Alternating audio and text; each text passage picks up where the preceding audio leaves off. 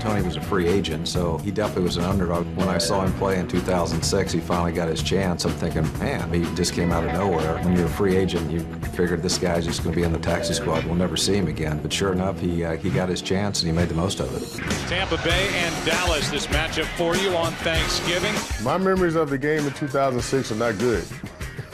They beat us on Thanksgiving Day very handedly, and I waited my whole career to play on Thanksgiving Thursday. Romo, touchdown to Marion Barber. Owens, 2-1, touchdown Dallas. Fires, caught, touchdown Terry Glenn. Tony really had that offense rolling from the time he stepped on the field, going against our defense, and we felt we had a pretty good defense. You could see those instincts he had in the pocket and how he could move around, and I was thinking to myself, why hasn't he played more? What's the deal? He had a good arm. You could tell he had a lot of mobility. I think playing for the Dallas Cowboys, the pressure is already on. And he came in, he stepped up to the pressure. Romo put on a great display of just will. He took what the defense gave him, able to score very rapidly. Some say that was his coming out party in terms of being a starting quarterback.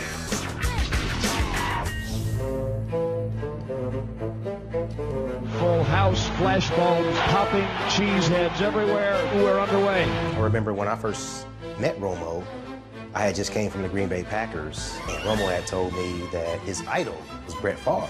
Tony was a big Favre fan, and so there's a lot of stuff in the paper. I remember going into the game, both of us having the top records in the NFC. For 10 years, this is the biggest game that I've been a part of. We were excited to play, and it was like a Super Bowl in the middle of the season, well, towards the end of the season. This one is from control of the NFC. Tony Romo came out. They scored 5 straight drives. Throws over the middle, touchdown. Throws the middle of the end zone, touchdown. Wide open to Terrell Owens. Brett Favre got hurt. This is before we ever seen Aaron Rodgers. I mean, we saw him in practice and thought he was decent and could throw the ball, but we were already a little worried. Aaron came in on his first series, didn't do much. Came in on the next series and got it going. And the Packers back into the game. In that 2007 game, Tony Romo, he could have easily folded. Wow, how big is this? Dallas is either up by 1 score or 2 with 8 minutes in the game. I think Tony Romo was who Tony Romo wanted to be that day. That's 4 for quarterback Tony Romo. My memories of Tony and probably his most defining game of his career in the San Francisco game. I remember it was a close game, and he had got hurt. Shotgun to Romo. Blitz from the backside, and Romo is down. It didn't look like he was concussed, but you could tell he had a tough time catching his breath. He was just uncomfortable. He was walking very gingerly. And when he went off the field, you kind of figured, boy, this may be the last we see of Tony Romo. They had said he was out. He didn't come back out of halftime. All of a sudden, you see him coming in out of the locker room. I was standing on the sidelines, and I felt this tap on my shoulder. He said, I'm going back in. He just jogs right back onto the field and gets in the huddle and says, here we go, boys. Tony made some big plays. Romo throws a sharp pass down the right side for Austin. Touchdown. That's the type of guy he is. One of the plays he made determined the outcome of the game.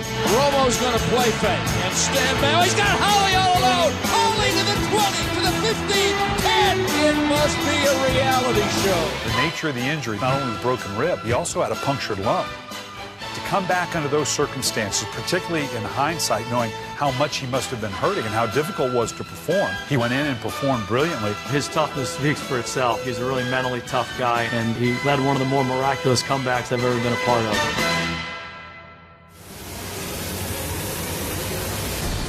Throws end zone, and it's caught for a touchdown by Jason Witten. And Peyton Manning scampers into the end zone. Caught, and it's Terrence Williams running away for a touchdown. Thomas is into the end zone.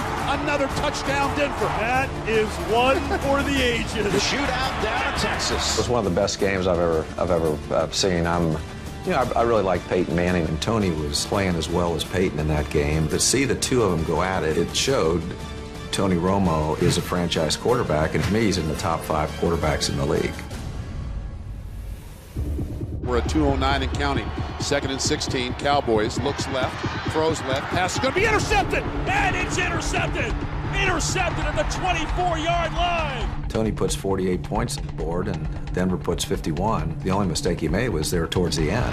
Tony Romo's thrown only his 2nd interception of the season, but just the worst time it could come. Tony, he's had some good teams around him, but he hasn't had that full complement of players. When I look back, our offense was always in the top of the league, and so was our defense. When you really look at, he has performed exceptionally well in the fourth quarter. He's made big plays, but it always seems to be it comes down to him, and when that happens, there's going to be a few plays that aren't going to work.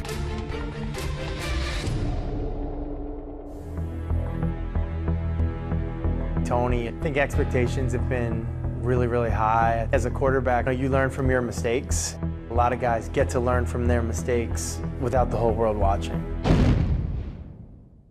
The crowd roaring as it always does at Quest Field. Doesn't this just feel like playoff football? That 06 wildcard game was an awesome game. It was a tough game. Going into Seattle, the crowd was unbelievable.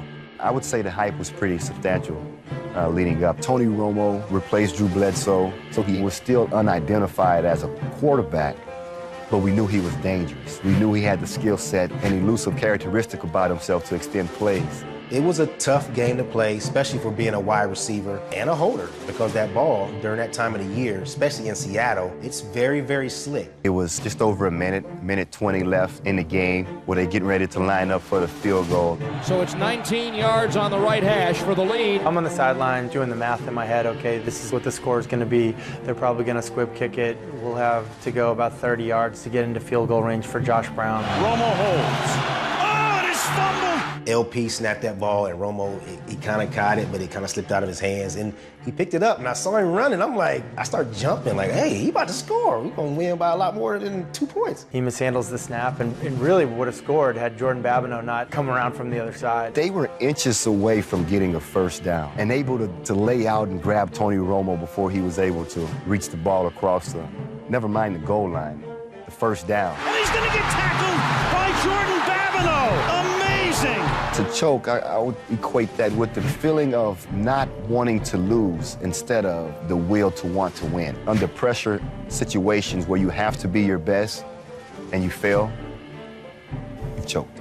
I think a routine extra point field goal basically laid out for you to finish writing the story, at least of that wild card game. Yeah, he choked.